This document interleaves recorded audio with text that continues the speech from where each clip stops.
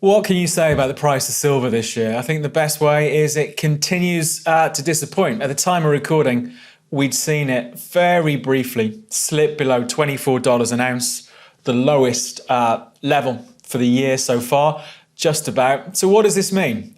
Is it time to think about a bounce back for silver, or is it going to continue to drift and be something of a boring market in the weeks ahead?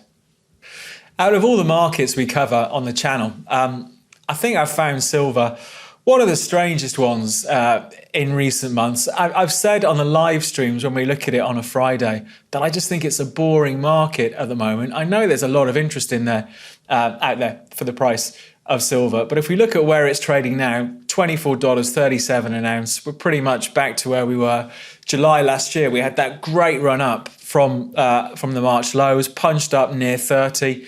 We had a bit of excitement late Jan, early Feb of this year. And since then, it's just been drifting. You know, we do have pretty much a sideways market. You know, if we look at it like this, it's trading in a range. We have short-term trends in both directions, but nothing really to get too excited about. So in this video, I'll talk about, are we going to see things change? There's an awful lot of bullish commentary out there about silver, about its prospects for the year ahead, about what a great year it's going to be for silver, how it's going to be back at $30 an ounce and probably even higher. But it's just not happening with the price. We do have, I think, a couple of trades on with stop losses in at 23.50. They're both underwater at the moment. They're quite near the stops. It's about, 80 cents away from the stops at the moment. So if we see it drift much further than here, those positions will be stopped out. But is there another trade to do?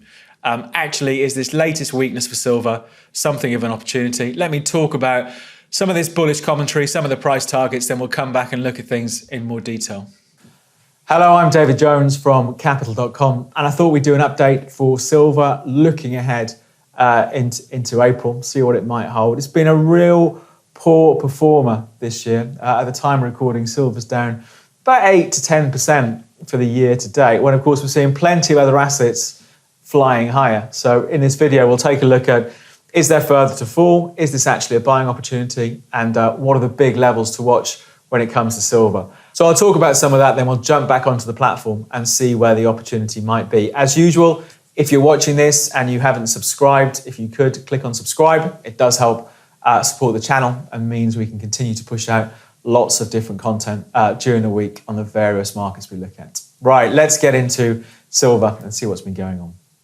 So it's been a volatile year for the price this year. It's been briefly as high as $30 an ounce, and then in the last 24, 48 hours or so has slipped below $24 an ounce. So we've seen plenty of volatility, and overall the price is still weak. I'll talk about some of the recent commentary on silver, and a lot of the chat is quite bullish and looking for really higher targets and all of this.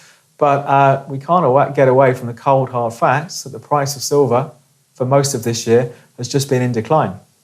So I said last time around, a report from the London Bullion Market Association said that it expected silver to be the best performing metal in 2021. That clearly isn't the case so far, with the price slipping back to the lows for the year, or setting fresh lows for the year this week. Bank of America has come out with its forecast and it expects the price of silver to average $29.28. It's a pretty precise average during the course of 2021. Again, that's a good $5 higher than where it's trading now, about 20% higher than where it's trading now. And it says that industrial demand is going to be one of the key factors here. So it sees two industries having an impact here. The wider spread of cleaner energy, so the likes of solar and wind power having an impact, but also the car sector, you know, the increased electrification of cars, whether it's pure electric cars or hybrids. Bank of America sees this as really supporting and lifting the price of silver. When it comes to other analysts who are also quite bullish, they're talking about inflation. We've heard a lot about inflation concerns over the last month or so. We've seen bond yields jumped. It has caused volatility in plenty of other markets, and some are saying we're going to see inflation start to creep up as the year goes on. Silver is a hedge classically against inflation, so something that should rise as the cost of living rises. So lots of hopes are being pinned on this as well. But what is piling some pressure on the price of silver is the strength in the US dollar. We've talked about it a lot and it continues. Just in the last few days, we've seen the dollar trade to its best level. If you look at the dollar index against a basket of currencies in more than 4 months. So US dollar strength isn't really helping silver. So as I say, you can find lots of really bullish commentary out there. I've seen somebody calling for $50 to $100 an ounce, all of this sort of stuff. But the cold hard fact at the moment is it's not going up. And as I say, as I've often said in some of the live streams and the recent videos, I think it's actually quite a boring market at the moment. That doesn't mean there aren't opportunities. Let's talk about the levels to watch, then we'll get back on and see where those opportunities might be. So the most immediate hurdle on the upside, a high from March coming in around 26.60. But I think where it gets interesting, considering where we are now, after briefly moving to a new low for the year, are potential support levels to watch. So we've got a December low coming in at 23.50, then the really big level from September last year, $21.65. So lots of support down here. Are we going to see a bounce? Let's take a look at the price in a bit more detail and see what April might hold.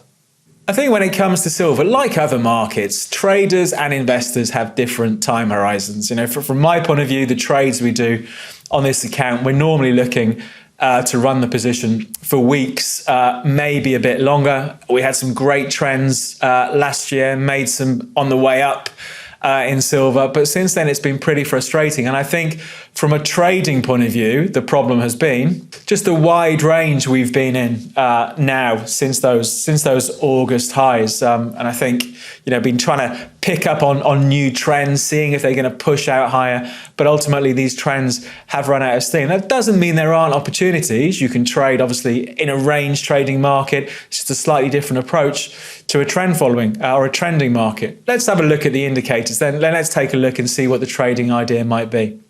Let's take a look at the relative strength index first of all. This is our 10-day RSI. I often say in strong trending markets, RSIs will go to an extreme too quickly, but where they are a bit more useful is in sideways markets. And this is what we've got at the moment. When the market is just banging between two levels, then the various sort of oversold and overbought signals on an RSI can be a bit more effective. And at the time of recording, with that price briefly dipping below $24, the RSI has gone oversold. So it's making a case for the price building some sort of base down here. I think there are a couple of trading ideas that I'll come to in a second, but let's take a look at the MACD. So the MACD's been pretty subdued over the last month or so. It hasn't given us a buy signal yet. I think if we saw a bit of a recovery in the price, we would see those two MACD lines hook over. You know, it looks like we could well get that in the next few days. So again, it is backing up that perhaps price down here has gone a bit too far. We are seeing that histogram, the MACD histogram, starting to tick up a little bit based on what we've seen in the last 24 hours. So perhaps we'll get a buy signal from the MACD down here. And just one final look at the Bollinger Bands, just to look at volatility. And we can see, you know, how relatively narrow, I suppose, the Bollinger Bands went in the last couple of weeks of March. At the moment, we're pushing or have pushed to the extreme of the lower Bollinger Band. Again, you know, if we look at this historically, clearly Bollinger Bands are meant to capture about 95% of the price action within the bands. So down here, we would be expecting the market to try and rotate its way, you know, back up, targeting perhaps that middle moving average there, the 20-day moving average around $25.35, that sort of area. So everything at the moment is pointing to this sell-off being something of an extreme. So what's the trading idea? Well, for me, it comes back to price action. You know, we're banging around in a sideways range for much of the last 6 months or so. We've pushed towards the lower end of the range. So I think there are a couple of ideas here. First of all, you know, an aggressive trade would be the market slipped below the mid-Jan lows. Mid-Jan lows were pretty much $24 an ounce.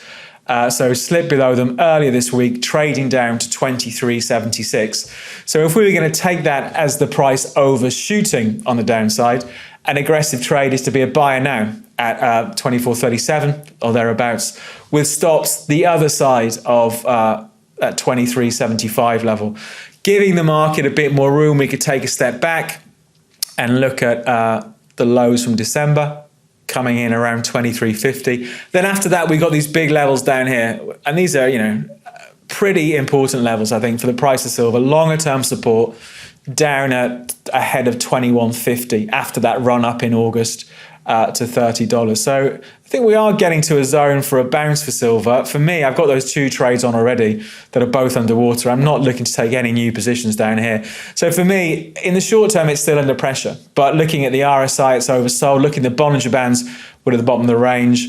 Looking at the price action, we're running into an area of what should be support. So I would be expecting silver to recover from here. I suppose if you're a longer term buyer, it's an interesting area down at these levels. From a trading point of view, perhaps we'll get it blip back up to the March highs at 26.40, that sort of zone. But I still think it's a boring market. Nothing at the moment for me in silver has changed that. We did a video on gold this week. Gold hit a big level and we saw a rally. Silver seems still just lacking much excitement day to day from a trading point of view. So under pressure, perhaps there's a bit more downside to come from here. But ultimately in April, looking to see if silver can stage some sort of recovery from these levels and push back up above $26 an ounce. That's it for the updates. So still weak, approaching big levels of support. Let's see how it all pans out during April. But for now, from me, David Jones and Capital.com, we'll leave things there. Good luck with your trading. For more trading videos just like this, please subscribe to our channel.